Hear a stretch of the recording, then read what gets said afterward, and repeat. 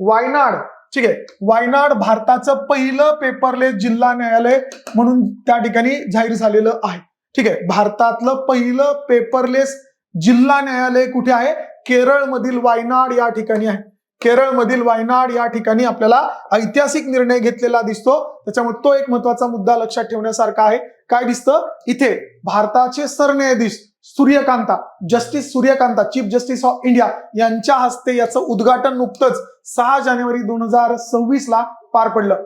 आता जर विचार केला तर याच्यापूर्वी 2023 मध्ये भारताच्या बाबतीमध्ये पहिलं पेपरलेस हायकोर्ट म्हणून केरळ झालेले. भारतातलं पहिलं पेपरलेस हायकोर्ट हे कोण आहे? केरळ आहे, केरळ. आणि त्याचाच आदर्श घेत आपल्याला काय दिसेल इकडे? वायनाड हा जिल्हा न्यायालयाच्या बाबतीमध्ये पहिला पेपरलेस जिल्हा न्यायालय म्हणून समोर येताना दिसतं. पूर्ण डिजिटली त्या ठिकाणी कामकाज चालणार आहे, जे महत्वाचं आहे. ठीक आहे, केस दाखल करण्यापासून ते निकालापर्यंत संपूर्ण डिजिटल प्रक्रिया त्या ठिकाणी असणार आहे. कागद विरहित प्रशासन, पेपरलेस ऍडमिनिस्ट्रेशन हे त्याचं वैशिष्ट्य आहे. आणि भारतातलं अशा प्रकारचं हे पहिलं जिल्हा न्यायालय जे पेपरलेस असेल. वायनाड जिल्हा केरळमधला लक्षात ठेवा, किंवा केरळमध्ये स्थापन झाले हे लक्षात ठेवा, जे पेपरला 100% विचारलं जाऊ शकतं.